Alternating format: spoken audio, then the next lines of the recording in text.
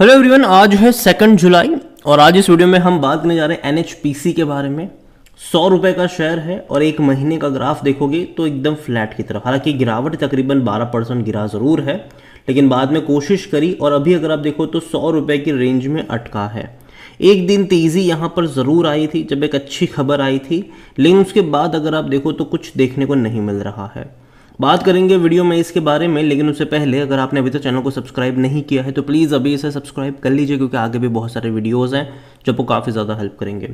तो 100 रुपये का शेयर है एनएचपीसी का, तकरीबन 11.5% की गिरावट ज़रूर है एक महीने में, लेकिन एक साल में अभी भी बेहतरीन तेज़ी है।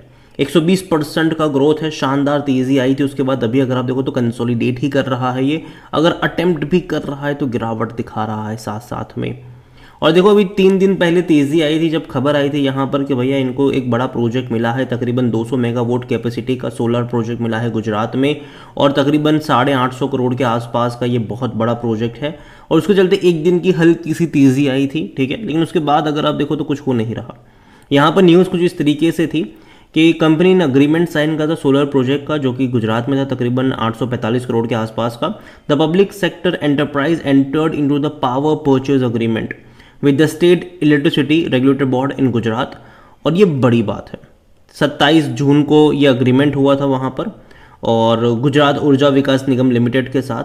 और as per the detail PPA, NHPC will be working on a solar power project having capacity of 200 megawatt within the Gujarat State Electricity Corporation Limited, RE Park located in Khandwa village of Kutch district. अब जाहिर सी बात है, हर company, हर power company अपनी जो capacities है उसको लगातार बढ़ा रही है और बिजली सप्लाई कर रही है। अलग अलग स्टेट गवर्नमेंट के साथ वो कॉन्ट्रैक्ट भी वगैरह कर रही है।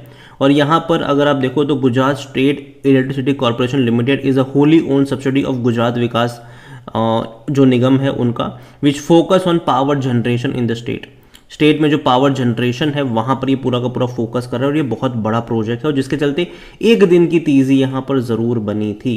अगर वॉल्यूम भी देखोगे तो इनके वॉल्यूम भी अच्छे, तकरीबन 88 लाख से भी ज़्यादा के शेयर्स यहाँ पर ट्रेड होते नजर आए हमें। इतना ही नहीं, इसका जो ऑल टाइम हाई था वो 118 रुपये के आसपास का था, 14 रुपये के आसपास का लो भी यहाँ पर बना है। मार्केट कैप इसका 1 लाख करोड़ से भी ज़्यादा का देखने को मिल रहा है। कंपनी को लेकर अगर हम देखने की कोशिश करें तो according to Moneycontrol user हर कोई कह रहा है खरीदारी करो, मतलब 75% लोग कह रहे खरीदारी करो, 25% लोग कह रहे होल्ड करो। बेचने की बात कोई भी यहाँ पर नहीं कर रहा है। और जहाँ तक बात करी जाए इनके कुछ रीसेंट ब्लॉक डील्स की, तो परचेजिंग वाली रही है जनवरी में, हालांकि कुछ बिकवाली वाली भी थी। सिंपल सी बात है, हैंड एक्सचेंज है यहाँ पर हुए, एक ने खरीदा एक ने बेचा, सिंपल सी बात है ये। और जहाँ तक इनके अगर हम बात करने जाए डिविडेंड्स वगैरह को लेकर तो अच्छा पे कर रहा है। 1.40 रुपये का पे करा यहाँ पर पहले, ठीक है, और दूसरी बार भी इन्होंने मई में दोबारा पे करा तकरीबन 50 पैसे का। कुल मिलाकर 2 रुपये के आसपास का डिविडेंड ये पे कर चुका है। देखो देखने में 100 रुपये का शेयर 2 रुपये का डिविडेंड अच्छा है, ठीक है, लेकिन आप ये सोचो कि पिछले साल ये 40 रुपये के आसपास ट्रेड कर रहा था और 2 रुपये का डिविडेंड बहुत अच्छा है ये। इवन जब 40 रुपये का था तब भी ये 2 रुपये के आसपास का ही डिविडेंड आपको पे कर रहा था। जैसे कि 2023 में देखोगे तो 1.40 रुपये का था, बाद में दोबारा अगस्त में पे करा था 45 पैसे का, तो 1.85 रुपये का पे करा था इसने, जो कि काफ़ी अच्छा डिविडेंड माना जाता है, काफ़ी अच्छा डिविडेंड। और देखिए जो भी सरकारी कंपनी अच्छा पैसा कमा रही है, याद रखिएगा वो अच्छा डिविडेंड हमेशा पे आउट करेगी, अच्छा डिविडेंड वो हमेशा पे आउट करेगी। जो भी सरकारी कंपनी पैसा कमा रही है अच्छा, वो अच्छा डिविडेंड पे आउट करेगी। रीज़न के पे डिविडेंड का जो बहुत सारा पैसा है वो गवर्नमेंट की जेब में ही जाता है, ठीक है, सरकारी तिजोरी में ही जाता है, और यही वजह है। और जहाँ तक वैल्यूएशन के बारे में देखा जाए तो 27 का पी है, थोड़ा सा महंगा है सेक्टर पी 23 के मुकाबले, और 67% एनालिस्ट कहते हैं खरीदारी करो यहाँ पर।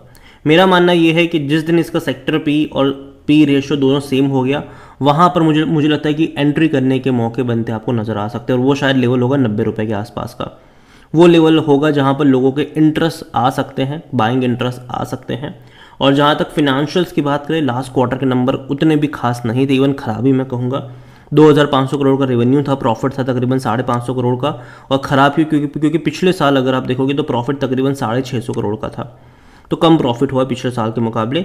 और रेवेन्यू देखो तो पिछले साल के मुकाबले थोड़ा सा ही बढ़ा है, जो पिछले साल 2455 करोड़ का था उसके मुकाबले थोड़ा सा ही बढ़ा है, लेकिन पिछले क्वार्टर के मुकाबले कम हुआ है। जनरली एक ऑब्जर्वेशन अगर आप देखो इस कंपनी को लेकर तो ये है कि इनकी जो रेवेन्यू और प्रॉफिट्स होते हैं वो दिसंबर और मार्च में उतने अच्छे नहीं होते जितने जून और सितंबर में होते हैं।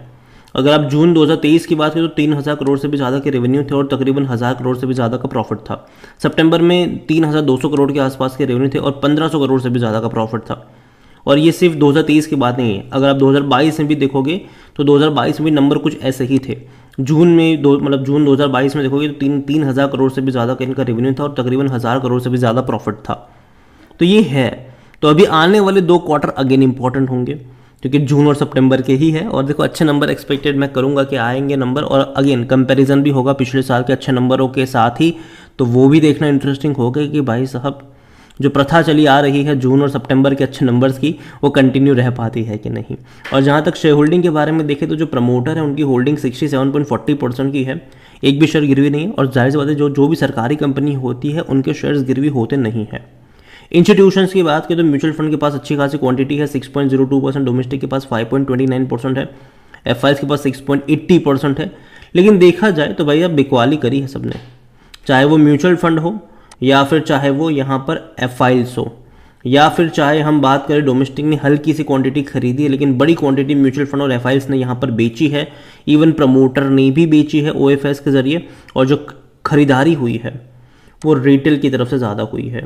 रिटेल की होल्डिंग जो पहले 4.45% की थी वो 9.84% है, डबल से भी ज़्यादा बढ़ा दी।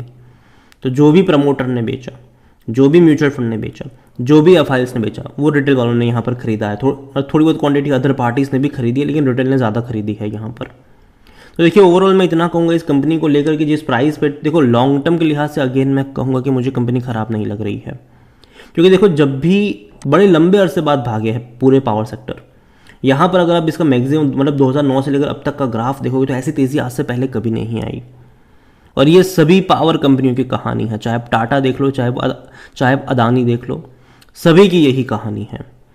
ऐसी तेज़ी कभी नहीं आई वहाँ पर, क्योंकि देखो मार्केट इस चीज़ को अज्यूम करके चल ही रहा है कि आने वाले टाइम में हम जो है वो इलेक्ट्रिक व्हीकल्स वाले एरा में जा रहे हैं, और उसके चलते जो कंजम्पशन होने वाला है वो बहुत ज़्यादा होने वाला है बिजली का। और जो पावर कंपनियां ज़्यादा बिजली प्रोड्यूस, और देखो बहुत सारी पावर कंपनी ने जो अपनी कैपेसिटीज़ बढ़ाई है वो पिछले कुछ सालों में बहुत ज़्यादा बढ़ाई है, जो पहले नहीं बढ़ी थी। पिछले कुछ सालों में बहुत ज़्यादा बढ़ाई उन्होंने, और आगे भी वो बढ़ाते हुए आपको नजर आएंगे, और मार्केट भी इस चीज़ को मान रहा है, फैक्टरिंग कर रहा है। और देखो मैं अभी भी मानता हूँ कि अभी भी यहाँ पर पोटेंशियल है और 2-3 सालों का, लेकिन हाँ ये ज़रूर है कि थोड़े बहुत करेक्शन यहाँ से अब एक्सपेक्टेड रहेंगे, क्योंकि एक अच्छी खबर आई लेकिन फिर भी शेयर भागा नहीं। जनरली ऐसी खबरों के ऊपर एनएचपीसी इससे पहले काफ़ी बड़ी तेज़ी दिखा देता था, लेकिन एक अच्छी खबर आई लेकिन कोई बहुत बड़ी तेज़ी यहाँ पर नहीं आई। ठीक है, बहुत बड़ी तेज़ी यहाँ पर नहीं आई, और मुझे लगता है कि अभी ये थोड़ा सा कंसोलिडेशन वाले मूड में है। तो इतना ही कहूँगा कि थोड़ा सा इंतज़ार कर लीजिए, 90 रुपये के आसपास के लेवल का, वहाँ पर खरीदारी के मौके ढूंढने चाहिए। लेकिन इसका मतलब ये नहीं है कि जिनके पास हो वो बेच के भाग जाए, नहीं, बने रहो भाई साहब लॉन्ग टर्म के लिए। यहाँ पर बाय ऑन डिप्स के मौके ढूंढिएगा हर 10% के डिक्लाइन पर, ये मेरा मानना है। अगेन कोई बाइंग एडवाइस नहीं है ये, ठीक है, कोई इन्वेस्टमेंट एडवाइस